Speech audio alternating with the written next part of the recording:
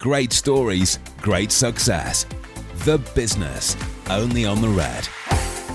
Welcome to episode 8 of The Business, brought to you by The Odd Baron, where bold brands are built. This week we are joined by Ben Quaintrell from My Property Box and Ben Blackburn from AAA Roofing. We also cover the latest business news for the region. The Business, brought to you by The Odd Baron, where bold brands are built. Doing business with The Business, right here on The Red. Thank you for joining us today on episode 8 of The Business. It's absolutely wonderful to have you with us. If it's your first time listening to the show, you can catch all the previous 7 episodes as a podcast. Just subscribe to Red Radio on your chosen podcast platform. We are proudly sponsored by The Odd Baron, where bold brands are built. Reach out to The Odd Baron if you're looking for a creative marketing agency. Fantastic company based in Middlesbrough. I'm your host, Jimmy Lees. I'm the host of this fantastic programme, also commercial director here at the Red Radio. If this is your first time ever coming across the Red Radio, we are Teesside's only commercial radio station based in the heart of Middlesbrough. You can listen 24/7 via your radio, smart speaker, our app and online, as well as our podcasts, including this very, very show. As you heard in the introduction, we have 2 fantastic guest joins this morning, without any form of planning from my end or anything like that, it's a Ben special. So both guests are called Ben, as you will have heard, and gents out. Very lucky guest. Very, yeah, absolutely. From my end, I will have to call you now, go full school teacher and call you by your full name if that's all right. Jimmy's having a Ben sandwich. Yeah, Ben sandwich, mate. Wow, what a wonderful way to start your Sunday morning if you are listening on the Sunday. Are you a Ben or a Benjamin? Benjamin. Oh, you both Benjamin then? Benjamin, yeah. Oh, right, okay. I'm going very informal, going with the Bens then, aren't I? I only get Benjamin when I've been particularly naughty. But is that what it is when you've been told off? Mm-hmm. Well, let's hope we don't have any of them misdemeanors today then, gents, and we can go through this very, very smoothly. So, my first guest here can be seen scaling the roofs of Teesside far and wide. It is Ben Blackburn from AAA Roofing. Ben, do you prefer AAA Roofing or AAA Roofing? AAA Roofing. AAA Roofing. Ben spelt AAA Roofing. Spelt AAA. Well, Ben, thanks for coming with us today. You're welcome. Thank you for having me. And my second Ben's come all the way from sunny Darlington. It's the founder and CEO of leading sales and lettings agent, My Property Box, Ben Quaintrell. Ben, how are you doing? Very good. Yeah, thank you for having us. It's absolute pleasure, my friend. Pleasure. It's great having you both on. We have two. I usually have a bit of a contrast between the business, but we're both in property here, so there's going to be some maybe industry-specific conversation.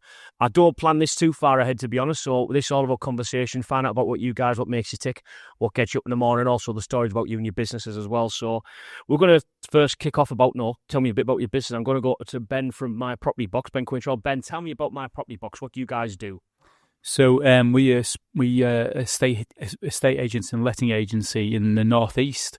We have offices in Newcastle, Darlington, North Allerton. We're heavy on lettings, predominantly property management. We do have an estate agency business. Over these last sort of 2 or 3 years, we're quite heavy in M&A, so we're private equity backed. We do a lot of mergers and acquisitions. We buy other lettings businesses and roll them into our existing business. But it's 14 years. It's been an exciting journey, ups and downs. I'm sure the other Ben will have a similar story. Yeah. But yeah, here we are, and love the northeast. And yeah, it's all going well. Great team around us, and yeah, exciting times. Fantastic. And let's go with yourself, Ben Blackburn. Tell us what does AAA Roofing do? So, northeast-based roofing company. We're probably 90% domestic roofing. What we've tried to do is bring in the standards from commercial roofing into the domestic industry. Roofers get a bad rep. Okay. Not a lot of people can see what they're doing on the roof. So we want to try and change that. We want to try and eradicate the cowboy roofers and bring in some standards. Okay. Bring in some good standards and some good values into the industry. Okay. Well, tell me a bit about them stands and so one thing's you say that the world of roofing, there can be some people that can be deemed as use the term cowboys. What do you mean by standards? To give me a little bit more about that. So with our roofs, not a lot of people know this, but if you're replacing, I think it's gone down to 25% of your roof or more, it's actually notifiable to building control now. So if you're getting a new boiler in your house, you need a certificate to sign it off. Mm-hmm. If your electrics are getting done, you need and Ben will know this because he's working in the So now, with your roofs, if you're getting your roof done, you need a certificate to sign it off to say it's been done properly and up to regulations. Okay. Which why it's protecting the rest of your house. It should be done to standard. Yeah, okay. And So with them regulation itself, are you guys trying to shout from the pardon the pun, from the rooftops about the importance of this regulation? And Absolutely. Yeah. So we can self-certify. So with windows, you have CertAs. Yeah. So we self-certify through Competent Roofer. We get probably 15 to 20 random inspections a year where they'll just turn up on site. Yeah. And I mean, we do things right, but standards and regulations change a lot. Yeah. One guy came out on site and he got his calipers out and he measured the thickness, the gauge of our nails. Right. That's how bad it can be. Oh, good. Which on the flip side, yeah. Surely it's only a bad thing if you're not doing things. If you're not doing things right, yeah. Exactly. We'd actually use the wrong size thickness of nail. Yeah. So 2.8 millimetre and they wanted 3.1. Okay. So instead of having to take that off, we doubled up the nails and came to a compromise. But moving forward, 3.1. Yeah. For the record, you would not have got them battens off that roof with a 2.8 gauge nail. Yeah, you would not have got them off the roof, but You'll find as well, which is good to hear, like all good businesses, most of the time, welcome regulation because it gets rid of, like you said, Ben, the cowboys, and it makes the industries better, doesn't it? We put a post out before, because somebody commented on how do you look for a good roofer. We were too busy to take on the work regardless, but gave a little bit of advice. Yeah. Of like, it needs to be signed off if you're getting a new roof. And the amount of comments we got from roofers saying you're full of... you're full of so-and-so, Yeah. It blew my mind. Like, how are these people going out to domestic people who are going to be paying 10, 15 grand for a new roof and they don't know the regulations? The scary thing is that the fine goes to the customer and not the roofer. So if you go to sell your house now, I don't know whether you've come across it, but if you go to sell your house and you've got a new roof put on and you don't have that certificate, the mortgage company can back-heel it. Absolutely, yeah, absolutely. Yeah. So with that in mind, I want to hear a bit more from your end, Ben, in regards to why did you start AAA roofing? Have you always been a roofer?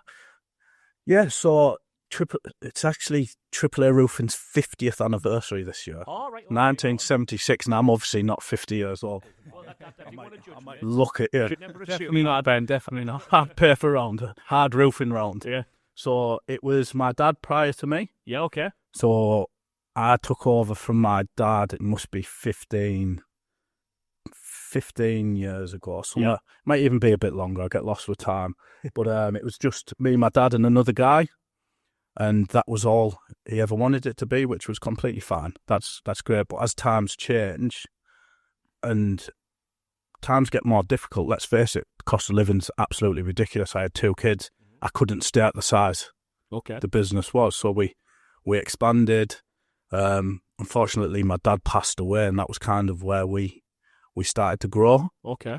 I was like head down, backside in the air, and going full steam ahead. I kind of came out of a daze, and we'd got a unit because we were originally running out of our garage. We had a unit where I had employees, and we were kind of too deep to turn around, if you like. Okay. So we kept going, and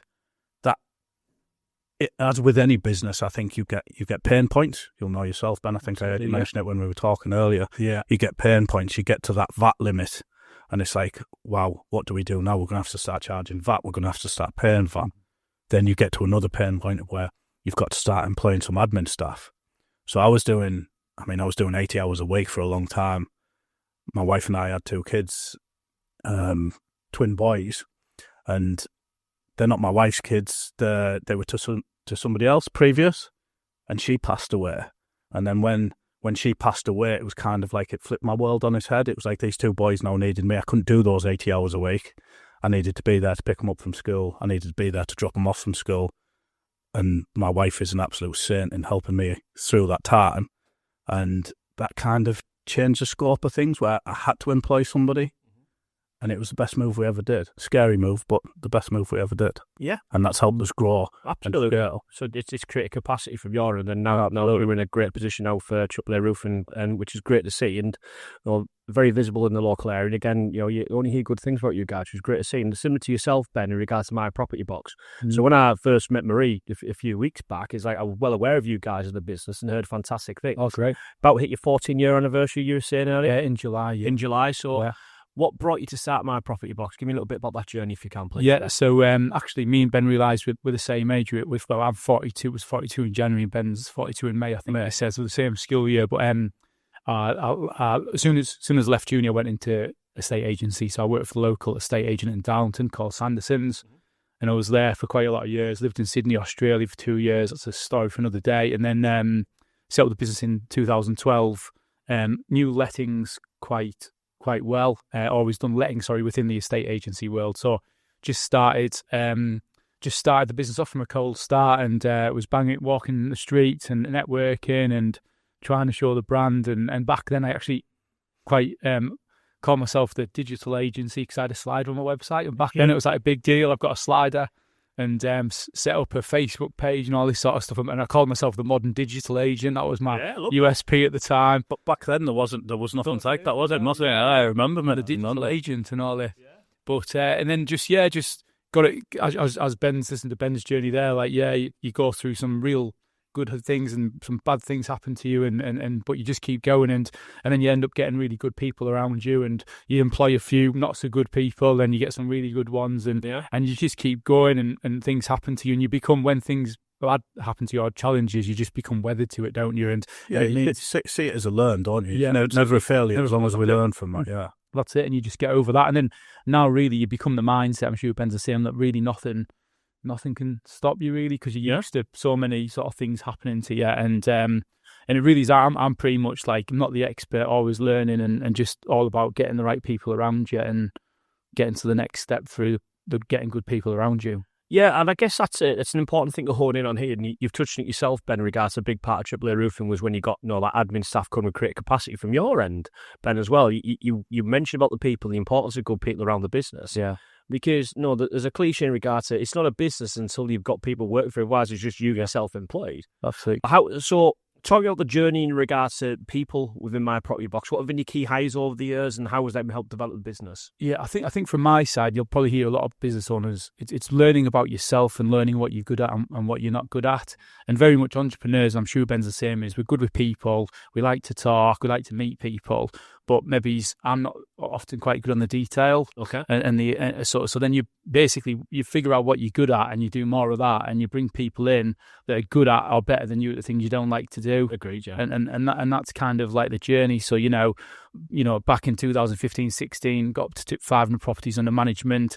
I realised I was better out and about getting the business development, rather than actually doing the accounts. You bring an accountant in, you bring, like Ben said, administration in, and you concentrate on the things you're really good at. And back then it was more being out and about and getting the business in. So it's learning about yourself as well, and in the journey. Yeah, and I think one of the terms used there is stuff you enjoy, because when running a business, you're supposed to enjoy it. You don't do it purely for the stress. Sometimes. No, it's sometimes not going to enjoy it. I get that, but then you can get in a fortunate position. You mentioned earlier, Ben, in regards to that, how you made the admin person, because not many people get involved in business. I really want to do some admin. I just want to spend all my day next. My first admin worked from a bedroom in my house. Yeah. It was a bit weird, but it worked.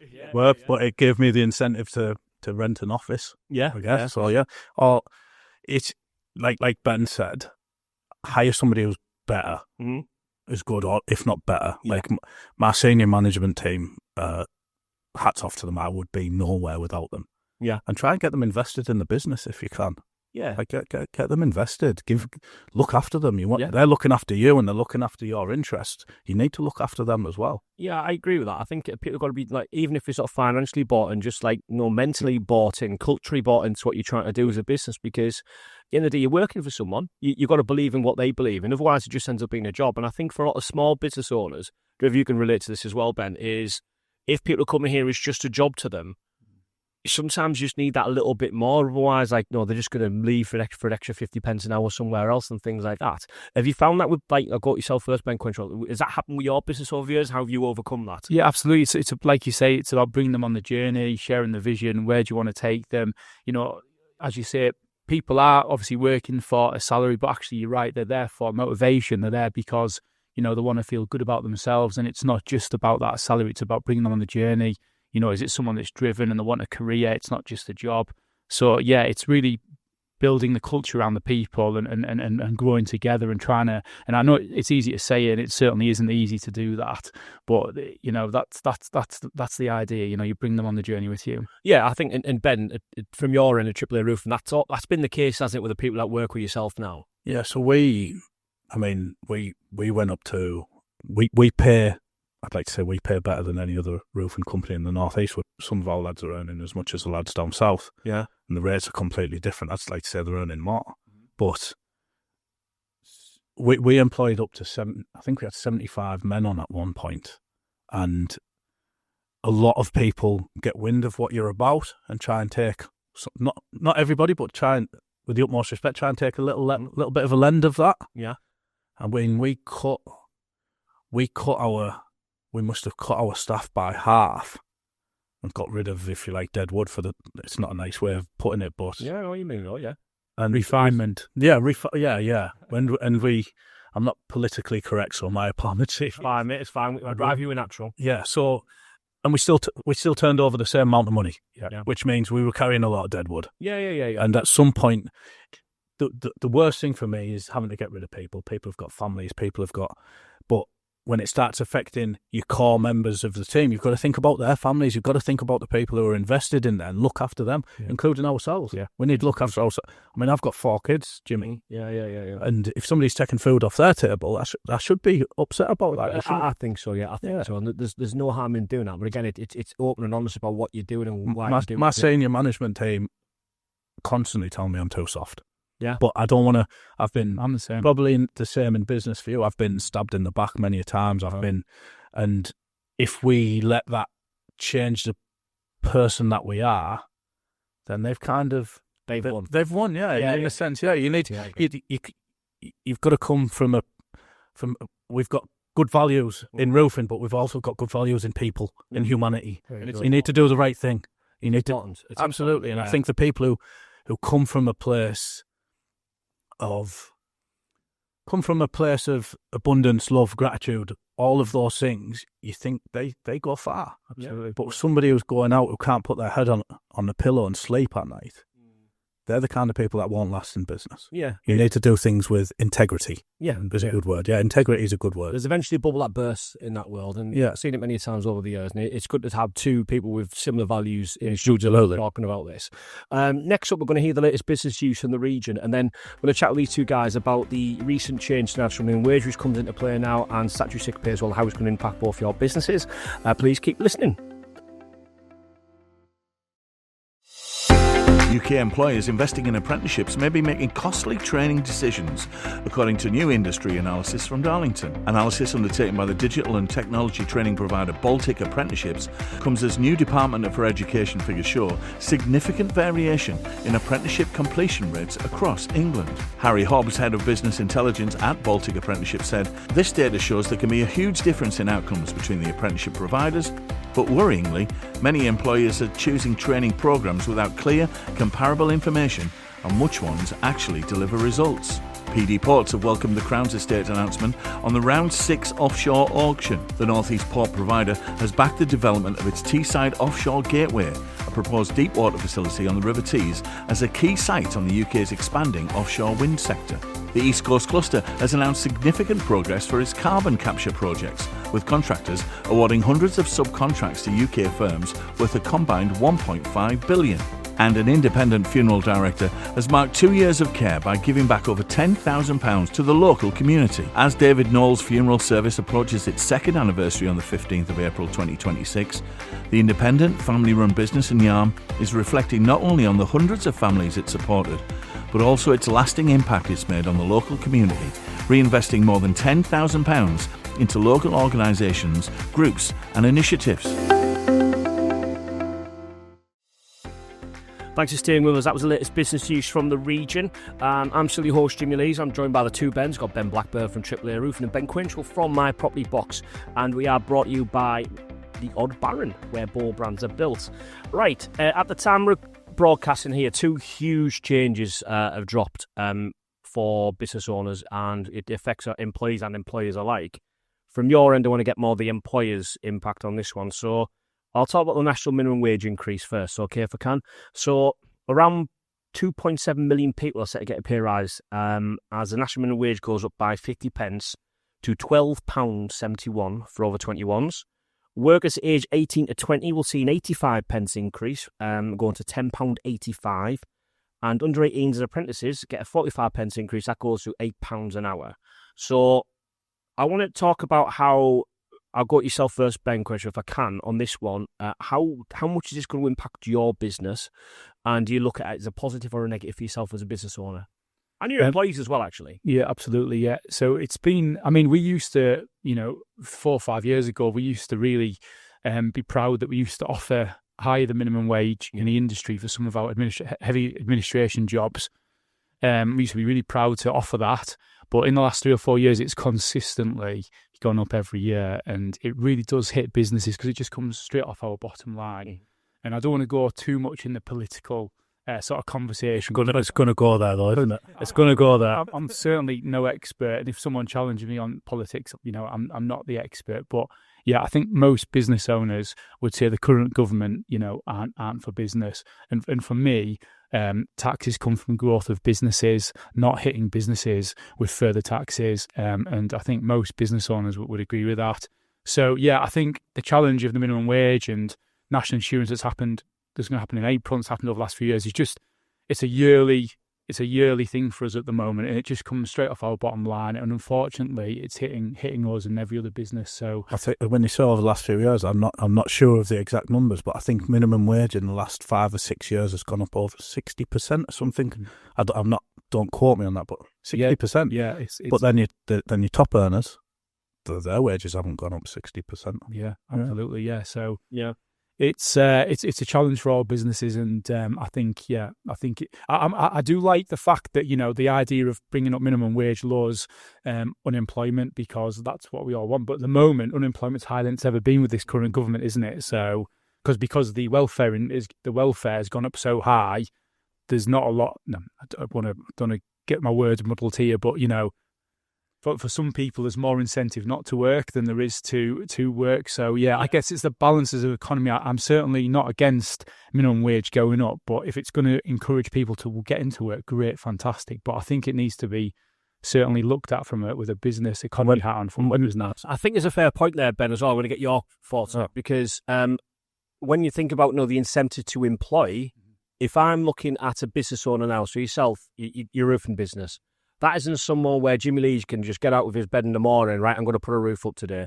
But if I want to do that, you've got to pay me as an unskilled worker £26,000 per annum, and the national the DNI. Yeah, absolutely. So it's very expensive to put being unskilled worker for your business now at £26,000 per annum. It is when those skilled workers haven't had that same pay increase. Yeah, exactly. And that's because you mentioned you were very proud and how bought in your senior management team are. And my senior roofers as well, yeah. So if you're thinking, how does this affect them on a cultural perspective? Because you can't really afford to put everyone's wage up across the, because you could go up.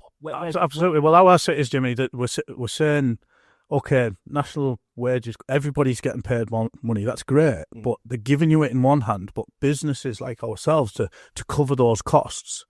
Let's say, I haven't got the exact numbers, but last national minimum pay increase and the national insurance that went up, that hit businesses hard, and you're seeing a massive rate of cuts and businesses going bust. But look at inflation. You go to Tesco's now, it costs 25-30 quid for one bag of shopping. Yeah. I've got 4 kids. Yeah. It's costing me 300 quid a week to feed them. How are people supposed to do that? Yes, you're giving them a pay increase in one hand, but you're taking it all out of the other. You're right. It's false. Yeah. It's false economy. If I don't want to go too deep into it, but let's flip it on its head. Let's go a little bit deeper. Let's flip it on its head. Let's say we reduce tax. People are going to get more money. They're going to have more money in their bank. They're not paying as much tax. Demand increases. And when demand increases, businesses employ more people. Absolutely. And the people like you and I, Ben, who are, I think, small to medium enterprises are the backbone of the whole country, let's face it, and we're getting penalised from every single angle. And I don't I'm not a politician and I don't go too much into. I see things as black and white, and I try and look at the simple side of things. You reduce taxes, people start spending more, demand increases, people need to employ more. The government get more tax anyway. Yeah. But at the minute, the way things are going, if you're trying to pay somebody £12.71 an hour who can't lift a hammer, why would you do that when you can? And this is what you see. A lot of unskilled workers now just don't have jobs. It's the biggest rate of unemployment that there's been, I think. Yeah, very true. Because it's very risky. It's very risky. My background's in digital agencies, and we were always, because we used to appeal to the SME, our big thing was, well, we will create our own talent. But it's very risky to do that now. If you're going to bring an unskilled worker in £26,000 per annum, it's like, okay, where's the margin in that? Because that was generally our mid-level staff did that. Yeah. Oh, we're talking a good 5-6 years ago, but still, it was a big thing. It's risky. But there's one thing I want to talk about here, because I worry about the future, not the generation that's here now, but I'm talking to people who are going to be in the 20s in 5, 6, 7 years' time, apprentices. Former apprentice myself, and about you guys, but I'm a former apprentice, and their wage now is going up to £8 per hour. Are apprentices big for AAA roofing, Ben? We've had a lot of apprentices come through AAA roofing. We don't have any on now. Yeah. Is that because it's too expensive? It's not worth doing anymore. Yeah. The time you're taking to train them and to put the effort, it's costing you money on a job, and now it's costing you to have them, where there used to be a lot of funding where you could just... Apprentices cost you nothing. Yeah. I mean, when I first started, I was on £10 a day and I was doing 12-hour shifts. Probably wasn't legal, but I enjoyed it and I wanted to work. Yeah. One thing that we've just employed a new lad who's brand new, and we had the conversation within our senior management team of, do we need to let him go because he's going to be costing us? Is it 26 grand a year? I think so. Yeah. And he's brand new. But one thing, like, his attitude's amazing. Yeah. And that's one thing you can't buy. No, you can't buy attitude. Yeah. So, for any young people out there that think that it's difficult to get into business, go out there, do a week's trial and prove yourself. Do you know what I mean? It's like, you can't buy attitude. So we've kept this guy on because he's got a brilliant attitude. I've said, come to us in 6 months. Yeah, it's funny. We have exactly the same values. Like one of my senior team, Marie, who heads up the sales and lettings, she always says, we always employ a good attitude over qualifications every time. I agree. And the apprentice model... work with it, can't you? You can. Yeah. And the apprentice model did work. It was working really well, as Ben said, and there was some really incentives for employees to employ apprentices. Well, yeah. And we've got only 3 in at the moment, which is... We used to have a lot more, and it does work. And as university now, I think university numbers are dropping. People are starting to, the apprentice model does work really. So it's a shame this government isn't really behind it. Yeah, I think it does work. But I think as employers, because let's be honest, we look at TSAR, we are predominantly an SME-driven world. Yeah. And you mentioned the backbone of the country, Ben. I think that's the right way of saying it. But if you don't have that incentive to help nurture the future talent, workers, at the end of the day, I think there's already a squeeze on talent anyway. Because, again, from your end, Ben, I didn't go to school with anybody who said they want to be a roofer. Obviously, people have fell into roofing and stuff like that. I'm similar age to yourself. So how would you get the talent to come through with that? We try and change that by paying more, giving them incentives in the business. Yeah. But we've got 15 squads. A couple of years back, we had 10 squads, and we wanted 10 apprentices. Yeah.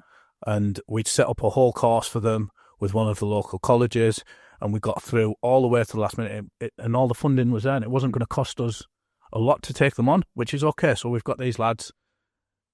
It's not going to cost us that much money, but then when we got to the end of it, it turned out it was going to cost us like 80, 90 grand. Mm-hmm. And as a business, that's not affordable. Yeah. And all of these young people that we'd I guess we'd sold them the dream of being a roofer, which isn't the best dreamer. No. It's a hard sell. Yeah.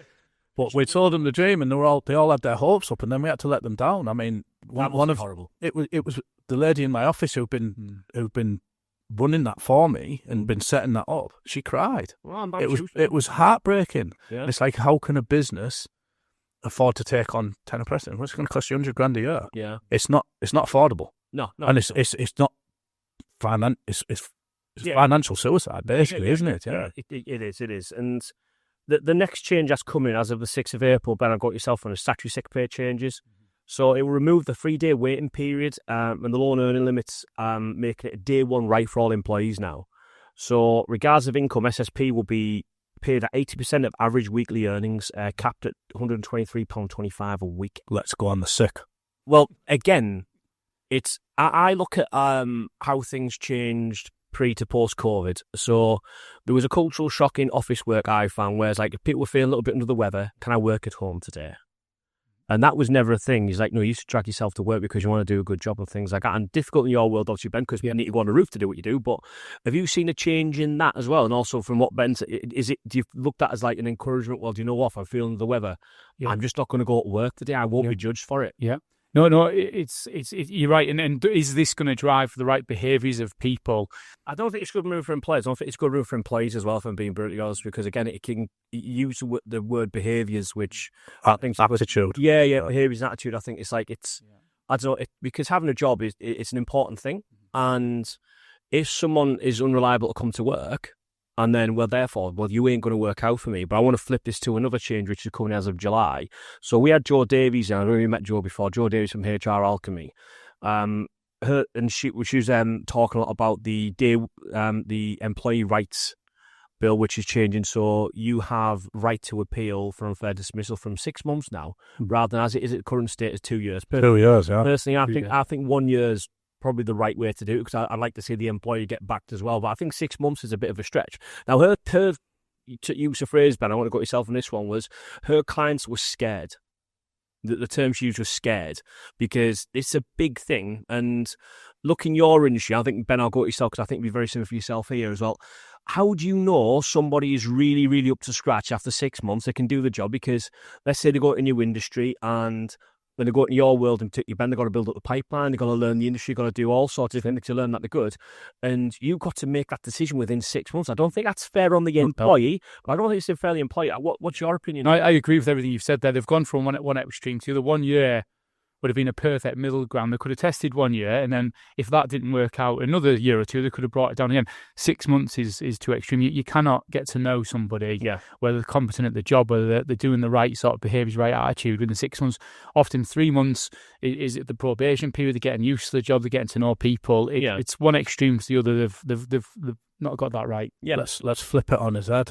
If they were brilliant, who cares about the 2 years? If you're brilliant in your job and you're doing what you're supposed to do and trying hard, but then you get some employees that don't have good values and they just take advantage. And that's to flip on its head as well. I've seen many times in big corporations where they will take advantage of that 2 year scenario, and they'll put them maybe on the temporary contract after, or bring them back again in 6 months later. And that's where it does get it does muddy the water slightly. But I only use the terms that Ben used earlier was behaviours, and you use the words attitude. Do you think this could I'll graph your puddings off for 6 months? And then after that period, you know what? I'm going to start going sick every now and then because I'm secure. I want, when we employ, I don't want my staff to ever leave. Yeah. The right staff. I don't want them to ever leave. I don't ever want them to think. It does. It's awful. So the 2 year rule for me is, it didn't make any odds, because the good staff are going to stay. The bad staff, we're going to filter you out. But you can't filter them out in the 6 months. No, you can't. You can't work. You can't make a decision on somebody after 6 months' time. I agree. But the 2 year rule, I think, was very, very unfair to employees. Again, just because you two both have the right ethics and values, and that's the reason you're sat in here, I wouldn't have anybody who doesn't, but a lot of companies don't, and I think a lot of employees will take advantage of. But Ben, you just said 12 months would be a fact. It was 12 months before. So this 2 year legislation came in when David Cameron's government came in 2010.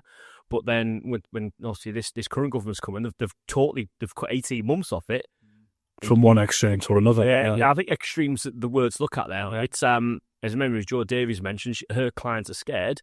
I think it's yourself as employees. It's like you've got to really look at this, and maybe again you look at yourself as an employer. Is this going to make your employing decision take longer? So is your recruitment process a bit more rigorous as it once was for what would be a time job rather than a skill job? Maybe I think quite possibly you'll see the rate of people being cut after 6 months will increase massively. So they're not standing a chance either. So for the employees, I don't think it's only the employees, because some too many emotional decisions will be made on that, because the employee will be a little bit, I'm not quite sure. And imagine you think employers worried. Yeah, I need to get rid of them. As the employer, Ben. Again, you both talk about your values, and I agree with everything here. But yourself, Ben, as an employer, thinking you would dismiss someone after 6 months, think, well, I'm not quite sure. Yeah. What a horrible position for you. Yeah. Or we could make the wrong decision. Yeah, you could make the wrong decision. Yeah. This person might be all right. But whichever area you look at, with all these discussions we're having, this government just isn't about business and growth. And that's the bottom line. And you only have to compare us to other countries and see the growth, where this was like, many, many hundreds of years ago, that the number one nation in the world with growth. And now we've been taken over by others just because we're just not about growth. We're not about, look at the Americans. Like, absolutely, the economy's booming. They've got the 50 biggest, largest companies in the world. We're not even in that. We haven't got one business in that top 50. So it's a cultural thing. It's a government thing. It's a political thing. And the guys are in now at the moment, they're not. Well, we're going to hopefully, after this bit, which we've got an update coming from the Tees Valley Combined Authority, which are going to tell us what's the latest in the region and access to fundings and some positive news. But we're going to go a little bit more positive in regard to business growth as well, guys. But I thought it was important we tackle that subject as business owners. Other business owners want to know how other people are feeling, because it's a lonely world out there for you guys. If you know other people are feeling the same, I think it's important, let's open up and chat about it. So there's some great points made from both of you. Fantastic. But let's get this update from the Tees Valley Combined Authority.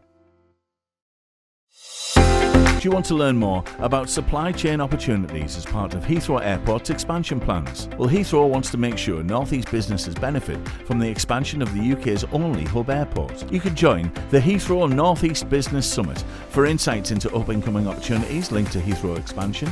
Meet the buyer sessions with the airport and major Tier 1 suppliers. Hear real success stories from businesses already in the supply chain, and look ahead to projects launching in the near future. That's the Heathrow North East Business Summit, Thursday the 30th of April at St James's Park in Newcastle. How would you like to share your views on how digital connectivity can help support businesses like yours? We want to make sure the right digital infrastructure and support is in place so that you can get on with what you do best, running your business. Join an up-and-coming drop-in session to speak to the Business Team Valley digital team.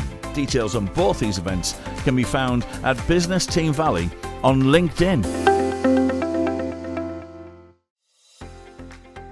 That was an update from the Tees Valley Combined Authority. Please do reach out to the Combined Authority for any updates on what was mentioned there. Some fantastic stuff happening in the region, and these guys try to do a lot of good. Okay, I'm still your host, Jimmy Lees. I'm joined with Ben from AAA Roofer and Ben from My Property Box. Thanks for staying with us, gents. We've enjoyed the show so far. So one thing I want to go into, really honing back on your individual business and your journeys as well. So you've both been in business for a long time. Obviously, Ben, you took over from your father's business, but then elevated it to what it is today. It reached the sky, if you will, with the roof pun, if you want to. We did have a lift company in a few weeks back, and I used the elevator thing as a pun, and I thought it worked quite well. I was very proud of myself. Nobody else laughed. You did well, mate. Thank you. Yeah, I was. I'm proud of you, Jimmy. Thank you, mate. But obviously, you've been going for a while. What's been, from your end, Ben, go you first, what's been your superpower? What's kept you going? Like, why do people use you still 14 years on? Yeah, I think there's two questions. I think the first one, what keeps you going, like, truthfully, I enjoy what I do, and it's ultimately an addiction. Business can be an addiction. If you enjoy what you do, if you enjoy what you do, you'll never work a day in your life, and it is that journey for me. The side effect is I get to look after my family and make some money along the way, but I'm having a great time along the journey. And yeah, you have some bad days like we've talked about, but overall, I enjoy what I do. So just really motivated and doing stuff like that. Meeting you guys today and doing stuff like this is just fantastic. And why do people still use us? And like, I think we have got a really good reputation in the region.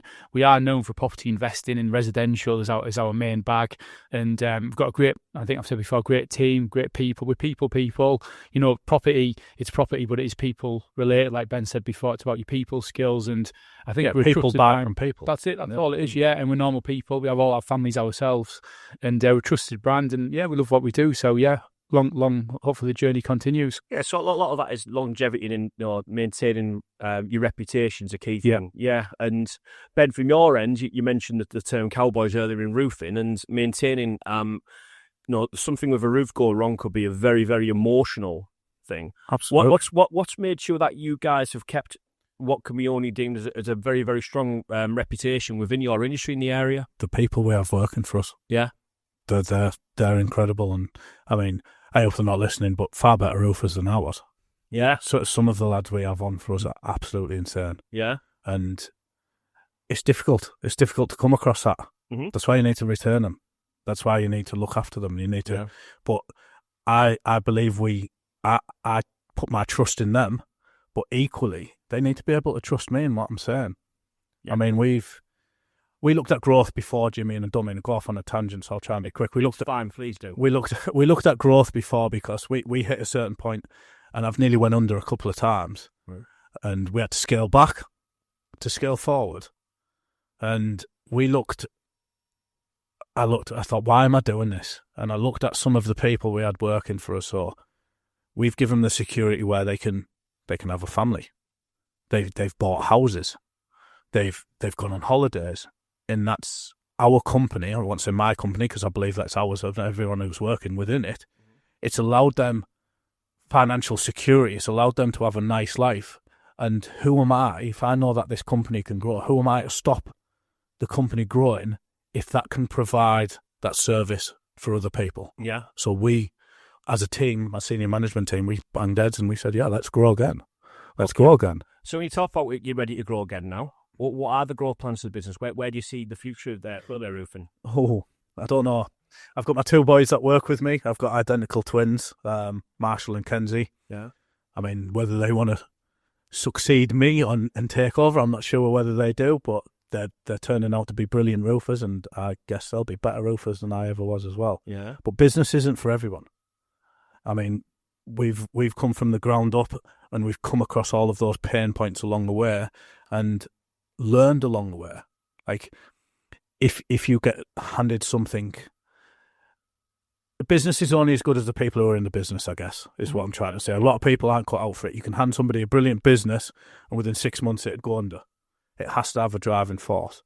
But somebody once told me, a business is worth nothing if you are the business. Yeah. Which is why we touched base, Ben, earlier and said, you need to employ people that are really good and that can run that business when you're not there. Yeah. Because what's the point if not? Okay, so again, I'll go to yourself, Ben. You talk My Property Box.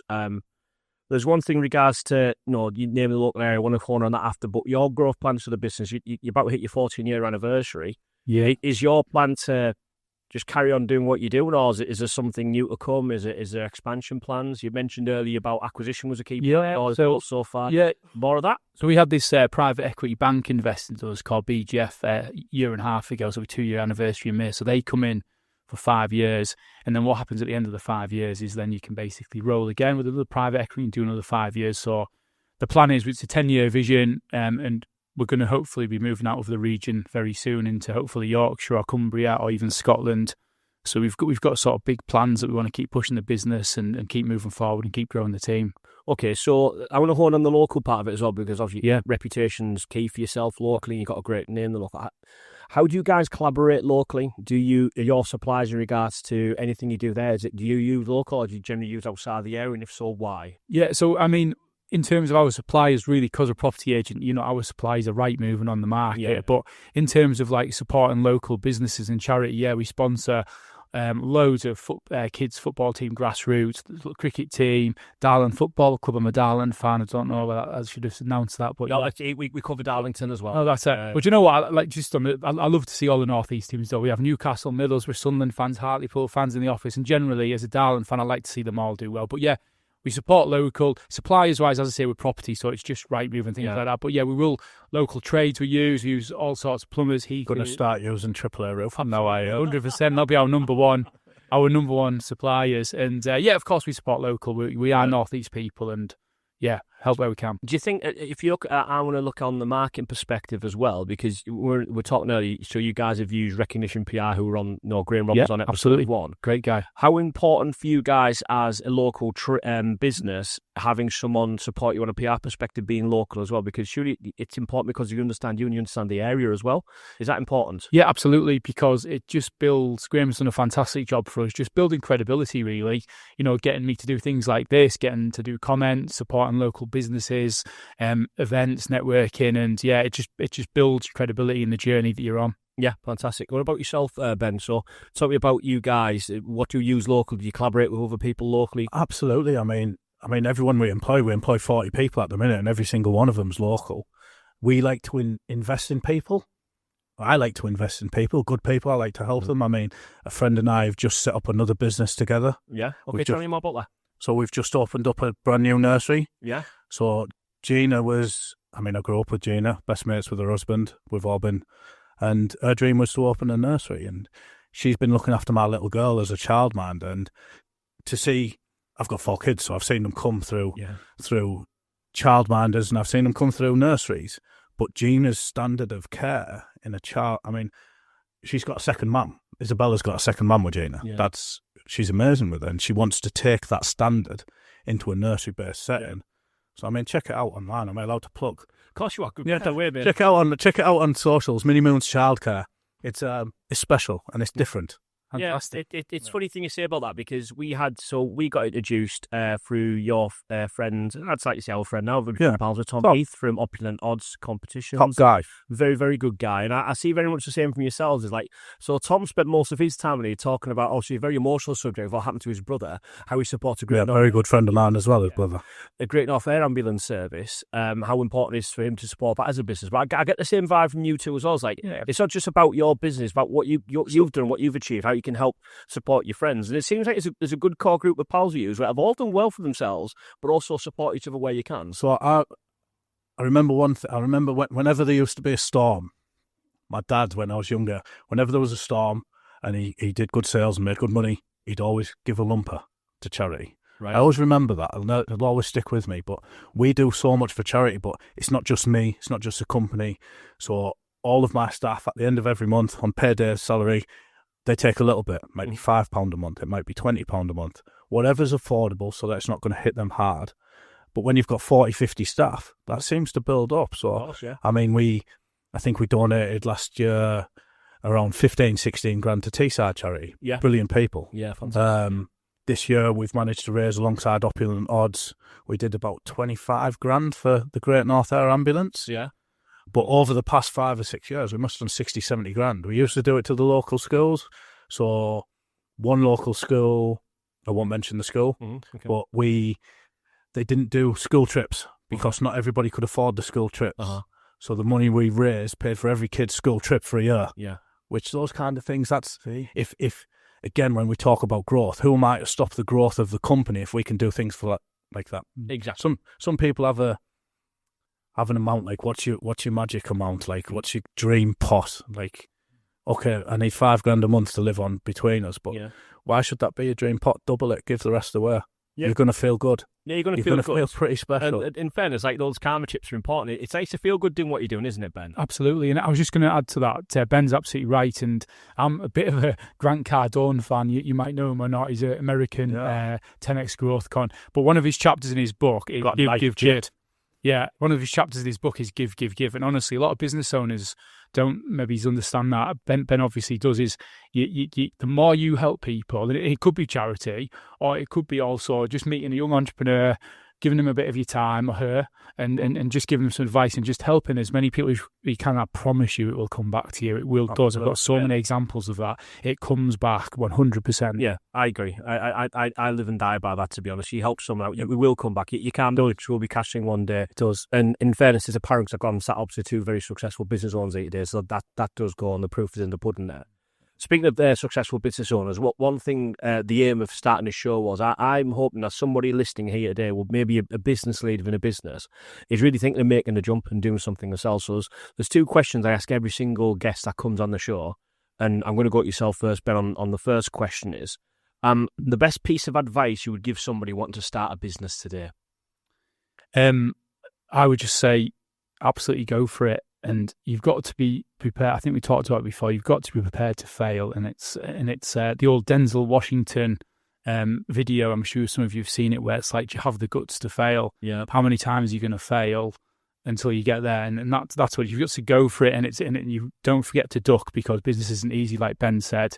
And you've just got to go for it and believe in yourself. Yeah. And things aren't going to go right in the journey, and you're going to have people that stab you in the back, and things are going to go wrong. But yeah, if you just keep going, you don't quit. I know it sounds cheesy. You will 100% get there. Yeah. But just, go for it. What about yourself, Ben? Same question to yourself. Best bit of advice you give someone looking to start a business today? Yeah, similar to Ben. I mean, it's cliche, isn't it, saying just go for it and do that. I mean, you can't walk 1,000 miles unless you take the first step. Yeah. But in fairness, it is what a lot of people are saying. It's like, it's because there's trepidation about doing it. I've yourself 4 kids. So you got 4 mouths to feed. Yeah.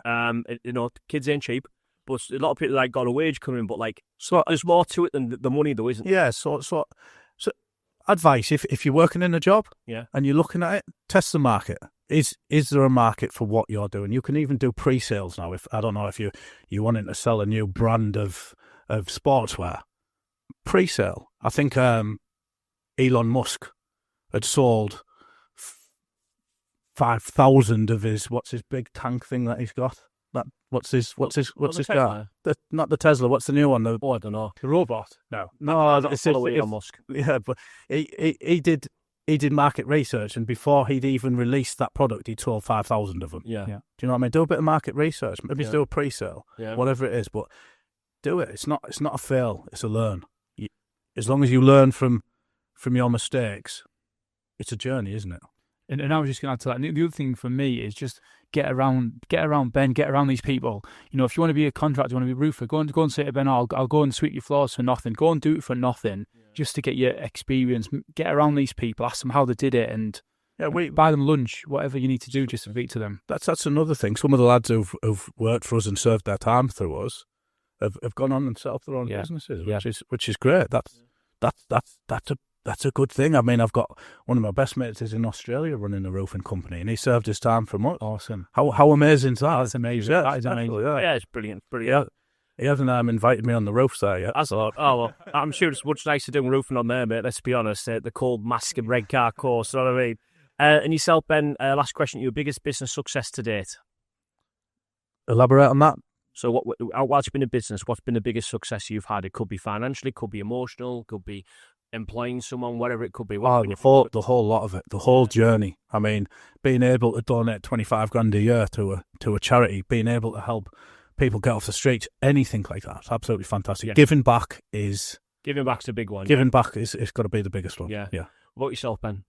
I think for me, and again, it might sound cheesy, I really don't mean it to, it's just like seeing some of my team on social media that are better than me, like everything I like doing, and you feel like a bit, I know it's cheesy again, proud dad looking at all of it, and absolutely, and you do, and it is the people that you've brought along the journey, absolutely. That's fantastic. Love that. How do people get in touch with My Property Box? Or reach out to me personally. I'm on LinkedIn, I'm on Instagram, on Facebook. Ring the office, email us, get in contact with us. We can help with lettings, sales, anything like that, careers. Give us a shout. Brilliant. Ben? You can find us all over at the minute. Social media. I get hit by your ads, Ben. Hit by your Facebook ad. Yeah, that was I see you on there, mate. Thank you, mate. And I apologise for those ads going on. But yeah, you can find us. Just search AAA. We'll come up, and you'll find us straight away. Be careful though, because there is some out there that are very similar. Using, so you've got just be careful. Make sure you get the brand. Make sure you look for our brand, look for our logo, and make sure you use us. Brilliant, fantastic. Well, gents, it's been an absolute pleasure having you today. I'm hoping everyone listening, whether it be live on the radio this morning or on the podcast, really enjoy listening to you guys and reach out and can be inspired by your journeys. So thanks for coming in today. Really Thank you for having us. Thank you everybody listening today as well. We do appreciate it. If this is your first time listening to the business, we do have all the previous episodes available as a podcast, wherever you do get your podcasts from. And please do share it with your friends. I really do appreciate it. Thank you very much. I've been Jimmy Lees. I will see you all very soon.